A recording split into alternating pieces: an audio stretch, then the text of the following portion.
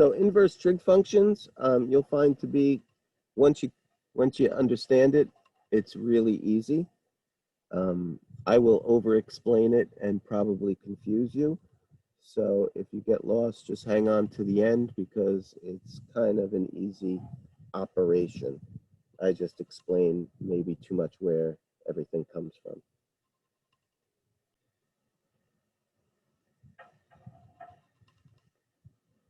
All right, we all got that? Sine of theta is 1/2. They're asking you to find theta. Well, we know theta is 30 degrees because this is a special triangle. But the point here is that they're giving you the value of the function. They're giving you the end result. And they're asking you, what did we take sine of to get to that end result? They're giving you the y value. They're asking for the x value. And to do this on a calculator, you know, if you had this problem on the calculator, you would do second sine 1/2, enter. And above your sine key, it would say sine to the -1, which we learned was the inverse function of sine, right? Anytime you have that exponent of -1. So you could see it like this, sine to the -1, or sometimes this is called arc sine. Right? Arc sine is another way of saying inverse sine.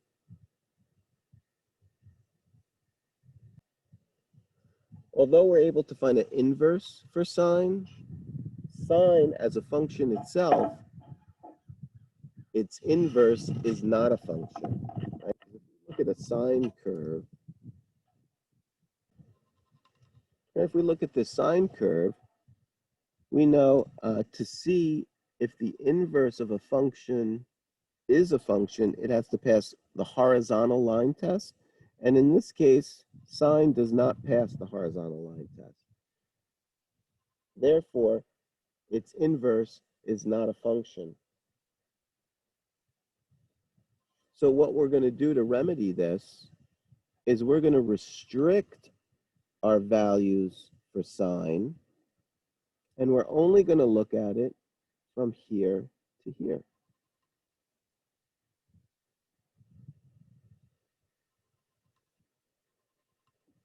This would be, if 0 is here, this is going to be -1/2 pi to +1/2 pi. We're restricting it just to look at that.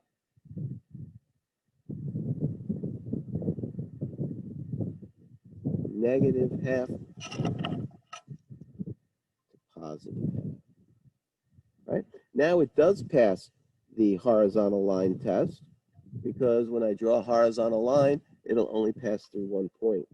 So the inverse function has this restriction. The inverse is a function. In fact, they ask you to, well, I don't know if they ask you to, but you could graph the inverse function. Right? This would be y equals sine x, where x is restricted from -1/2 pi less than or equal to +1/2 pi. Right? And if we wanted to graph the inverse of sine x, well, how would we do that? Well, we know what these points are. Right? We could label these points. And a basic curve, right? This is 1 and -1. So this would be -pi/2, -1. This would be 0, 0. And this here would be pi/2, +1.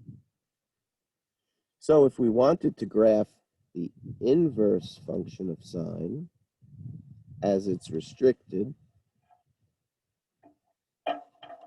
we could just reverse these points, right? So instead of having -1/2 pi, -1, my first point will be -1, -1/2 pi. Then I'm going to have 0, 0, and then I'm going to switch these, right? 1 and red, pi/2, rather. Right? To find an inverse, all we have to do is switch our x and our y coordinates. Okay? So now when I go to label it, I'm going to have a -1 here and a +1 here. And let's call that 1 and that 2 and that -1 and -2. Well, where's half pi going to be? Well, pi is 3.14, so it's a little more than 3. And half pi would be a little more than 1.5. So this is going to fall somewhere in here, 1.5-ish. My pi over 2 and negative pi over 2 would fall around there. So now when I go to plot these, I'm going to have 1 over here, -1, negative pi over 2. I'm going to have 0, 0, and I'm going to have 1 positive pi over 2.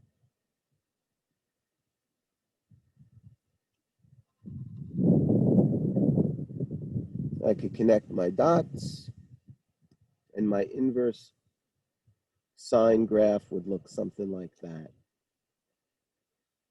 I also am aware, from what we learned about inverse functions, is that inverse functions always reflect about y equals x, the line y equals x, right? So it'll always reflect about that. So my inverse function should look like this, which it does, right? It would be this curve, and that's what we have there. So that's just to reiterate two things. To find or to graph an inverse function, we could just switch x and y. And also the graph of an inverse function should reflect about the line y equals x. So let's look at this on a unit circle. What does this mean? If we're restricting our value of x for sine from negative pi over 2 to positive pi over 2, well, positive pi over 2 I know is up here, and therefore negative pi over 2, right? Positive angles, this is my initial side, they open up, negative angles open down, negative pi over 2 should be down here. So I'm restricting my x values to this side of the unit circle, to the right side, and I'm including these points. Right? It's greater than or equal to, less than or equal to. So it's inclusive of pi over 2 and negative pi over 2. And what do we have here? We have, let's fill in our little tick marks. Right? Positive, we remember, right? We have our 30 degree, our 45 degree, and our 60 degree. Usually our unit circle works all positive, right? It goes counterclockwise. But when we're doing these problems, we're looking at the negative side also. So this is going to be negative pi over 6, negative pi over 4, negative pi over 3, and negative pi over 2. So you want to be careful of that. If you're looking at a printed out unit circle, it doesn't show the negatives. You're going to have to write those negatives in. Now let's put in the coordinates for each point. So the positives, we know these points on the unit circle are the coordinates of these points. So if we're looking down here at these negative values, right, they would just reflect down. So this would be rad 3 over 2, negative 1/2. Rad 2 over 2, negative rad 2 over 2, and 1/2 negative rad 3 over 2. So your question is going to be, it'll look like this. It'll say inverse sine of negative rad 3 over 2 is equal to. So what this is actually asking is it's saying, where is sine equal to negative 3 radical 3 over 2? Where is sine equal to negative rad 3 over 2? So we know our x and y coordinate relate to the function values like that. So our y coordinate will be our sine value. So where is our y coordinate negative rad 3 over 2? Right here. So your answer is negative 60 degrees, or in radians, negative pi over 3. It's that easy. So as long as you have your unit circle, which you can use your unit circle, you just want to be careful that you have your negative values in here, not the positive ones. All you have to do is look at the coordinates and answer the question. It's an easy problem. Actually, our original problem that we had earlier when we first started this, I said sine theta is equal to 1/2. Right? So a proper way to do this, if I'm looking for theta, would be to take the inverse sine of both sides of the equation. So we're going to have the inverse sine of theta is equal to the inverse sine of 1/2. And the inverse sine of sine is going to leave us just with theta.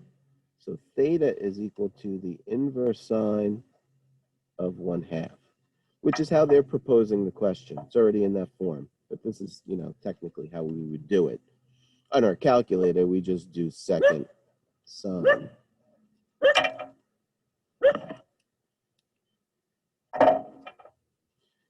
So now all we do is look at our circle here and see where sine is equal to 1/2. And we can see right there, our y value is equal to 1/2 at 30 degrees. Theta is equal to 30 degrees, or in radian measure, pi over 6.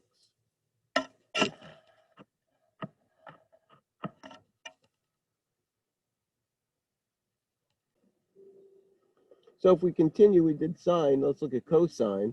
If we look at cosine, the same thing. Cosine's not going to pass the horizontal line test. Right? If I draw a horizontal line, the inverse function is not going to be a function. It's not going to pass.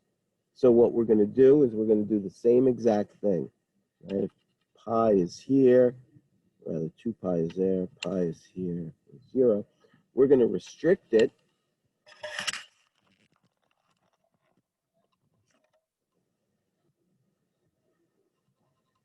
There. We're only going to look at cosine x from here to here, which is from 0, where x is greater than or equal to 0, but less than or equal to pi. We're restricting it because now it'll pass the vertical line test.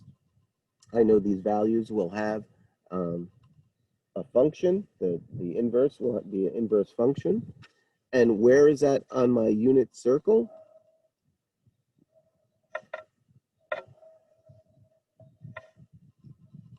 Right? I have 0, pi over 2, pi, 3/2 pi, and 2 pi. So cosine, since we're only looking at 0 to pi, we're only looking at these values. So with cosine, we're only looking at the top of the unit circle, this semicircle.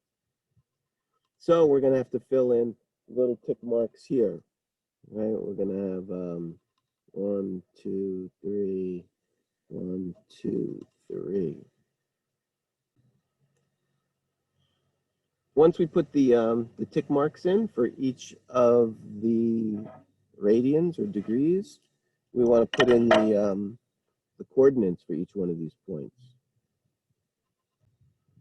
Right, we should know these coordinates by heart, and then they all reflect over to the other side, right? This would be negative rad 3 over 2 1/2, negative rad 2 over 2,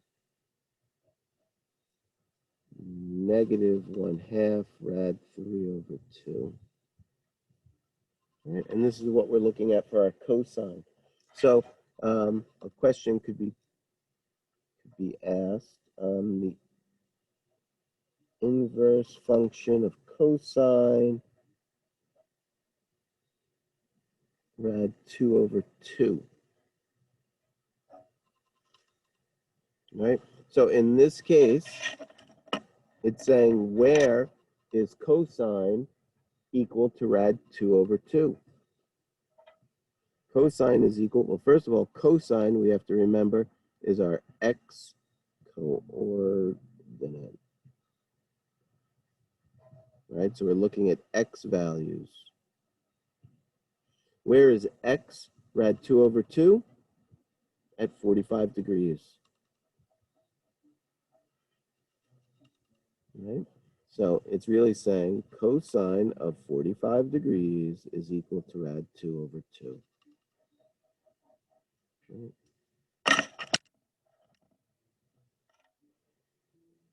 Let me put a few more questions down.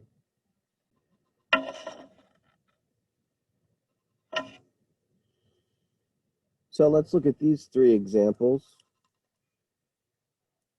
I'll give you a second to think about it, and then we'll work on them together.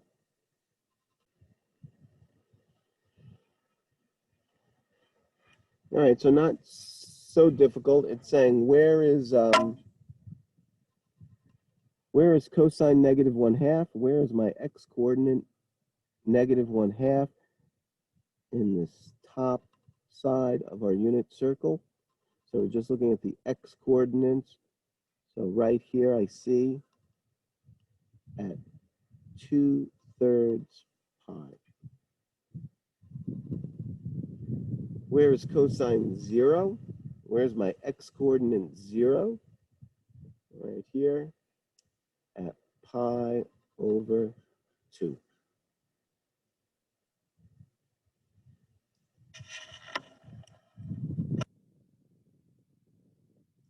The inverse of cosine 4/3 pi. Well, this is different from these, and then we have a different value inside these parentheses. So I want to make this more familiar. I want to find what cosine 4/3 pi is. Right? So if I think about a unit circle, where would 4/3 pi be?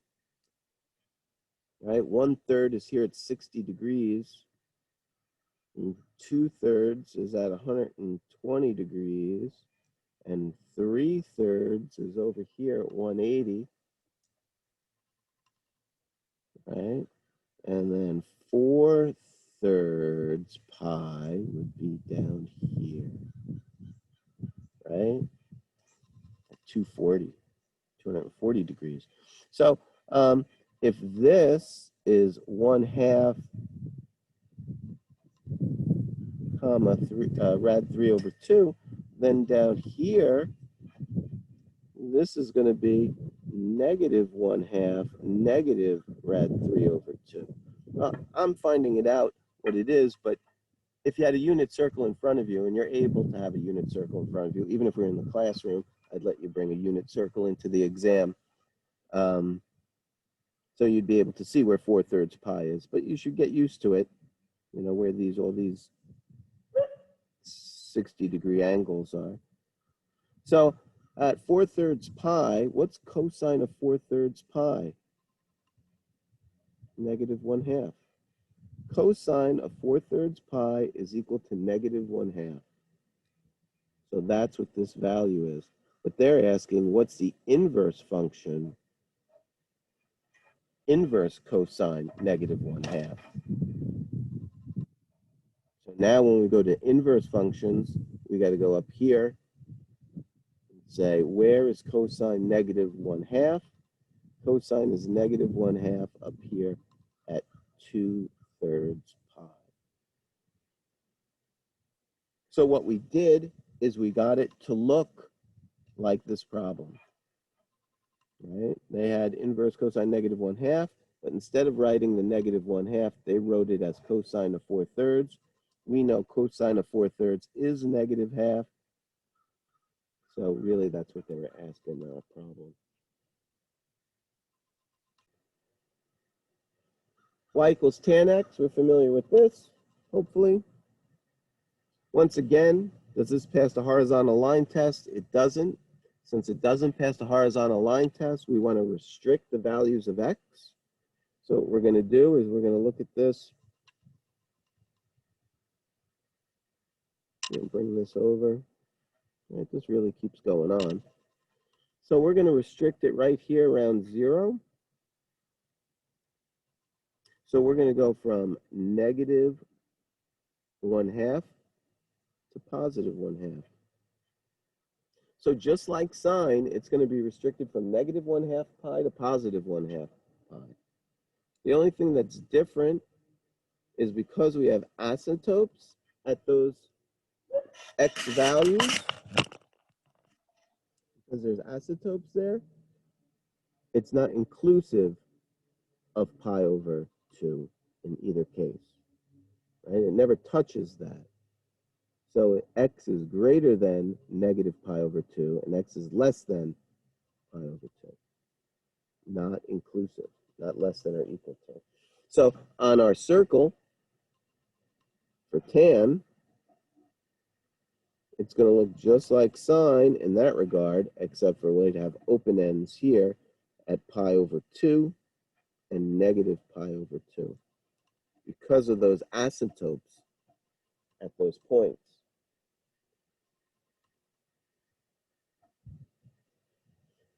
And when we're looking for values, we want to remember that tan of theta is equal to sine theta over cosine theta. So for example, this point, that would be rad 3 over 2 1/2 for tan of 30 degrees, or pi over 6. That would be equal to my sine over my cosine, which in this case, in all these cases, well, let's do it. It would be rad 3 over 2 1/2 over 2. Well, this is a complex fraction. We can multiply the top and the bottom by 2. That cancels out. It's just going to be rad 3 over 1, which is rad 3. So you don't have to ever look at the denominators when you're doing tan. You could just look at the numerators, 1 over rad 3. So tan of pi over 6 is 1 over rad 3, which once you rationalize the denominator is going to be rad 3 over 3, right? If I rationalize this denominator. And here I have rad 2 over 2, right? I said you don't have to worry about the denominators. So tan of 45 degrees is rad 2 over rad 2, which is just 1. And up here, you have 1/2 rad 3 over 2.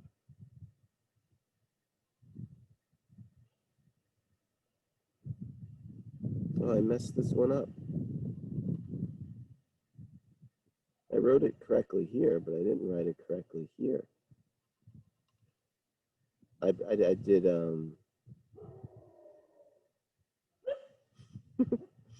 I did cosine over sine, right? Sine over cosine. It should be 1 over rad 3, right? This should be rad 2 over rad 2, and this should be rad 3 over 1, right? Tan of 45 degrees is rad 2 over 2, which is 1. Tan of 60 degrees will be rad 3 over 1, which is rad 3. That is correct. Whoopsie. My bad. Before we answer more questions, let's look at the unit circle and let's fill in the whole thing. So that way we could do cosine, we could do sine, and we could do tangent, right? We could do sine and cosine and tangent.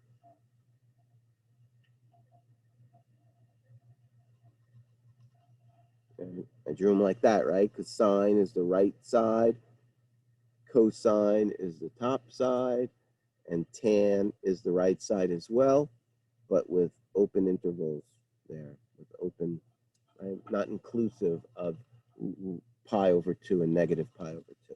So let's fill in the rest of this.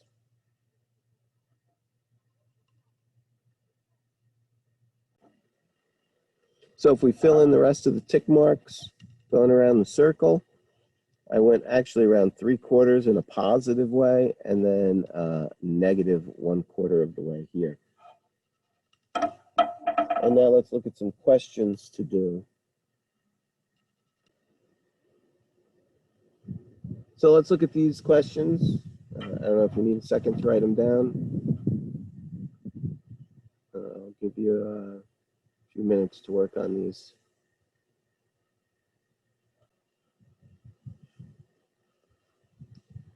All right, saying where is my sine value 0? Right, sine. Right, you gotta remember you're looking at this half of the circle. Where is sine 0? Sine is also my y coordinate. So right there, at 0 degrees.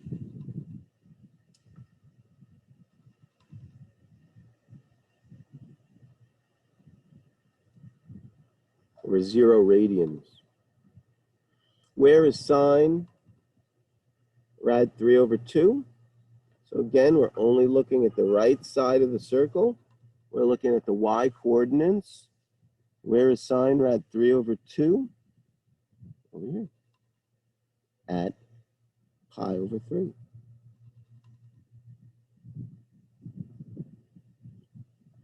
Where is sine negative rad 3 over 2? Sine is negative rad 3 over 2 right here. Negative pi over 3, which would be negative 60 degrees. Cosine, we're going to do the same thing. For cosine, you got to remember you're looking for your x coordinates. So where's my x coordinate? Negative 1. Again, I'm also looking at this top side of the semicircle here. We're just looking here for cosine. Where is cosine negative 1? Where's my x negative 1? Right there at pi.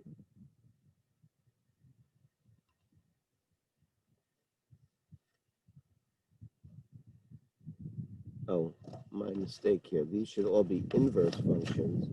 My notation isn't good here. This should all have a negative 1 there. Or arc cosine.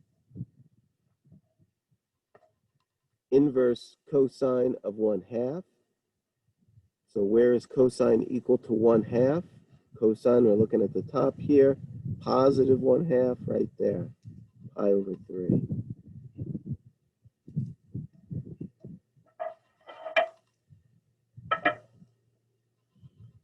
Inverse cosine negative 1/2. Where's cosine equal to negative 1/2? Right there. My x coordinate is negative 1/2 there. No other x coordinate in this top side of the unit circle is negative 1/2. It only occurs at 2/3 pi, 120 degrees. Tan, we're looking at tan, so we're looking at the right side of the unit circle. We're not including pi over 2 or negative pi over 2. It says, where is tan equal to negative 1? Well, tan gets a little tricky because tan, we're looking at the numerators of each one of these, right? So we're looking for a numerator that'll give me negative 1. Well, numerator over numerator. So I'm looking, I see right here, This would be negative rad 2 over rad 2. Make this a little bigger just for this problem, right? Tan, inverse tan of negative 1. And here I see I'm going to have over here, if I do my sine over my cosine, I see I'm going to get negative 1, right? This would be negative rad 2 over 2 over rad 2 over 2. I could cancel out my 2's. I'm just left with negative rad 2 over 2, which will give me negative 1. So it occurs here. That's where tan is equal to negative 1 at negative pi over 4. Where is tan rad 3 over 3 or negative rad 3 over 3? Well, this would be, let's go from here. This would be rad 3 over 1 for tan. This would be rad 2 over rad 2, which is equal to 1. This would be 1 over rad 3. So this sounds good, except for we're looking for a negative. And here we have it. Negative 1 over rad 3. Right? If we're thinking about this, 1 over rad 3, if I rationalize the denominator, I would get negative rad 3 over 3. So it's right here, negative pi over 6. So my answer here was negative pi over 4. This is negative pi over 6. And my last one, just to write this a little neater, I'm going to move this away. The inverse function of tan 3/4 pi.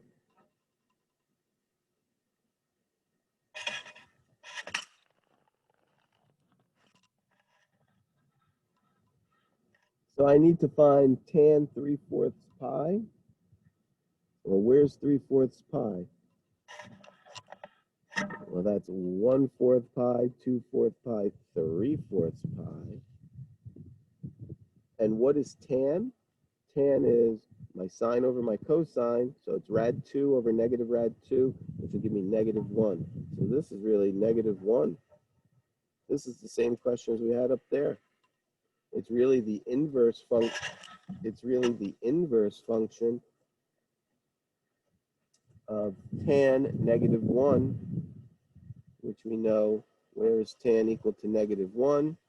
Not here, because for tan we could only look at this side. Some people go, oh, well, tan is negative 1 there. For tan, we can only look at the right side of the unit circle. And on the right side of the unit circle, the only place tan is negative 1 is over here at negative pi over 4. Negative pi over 4.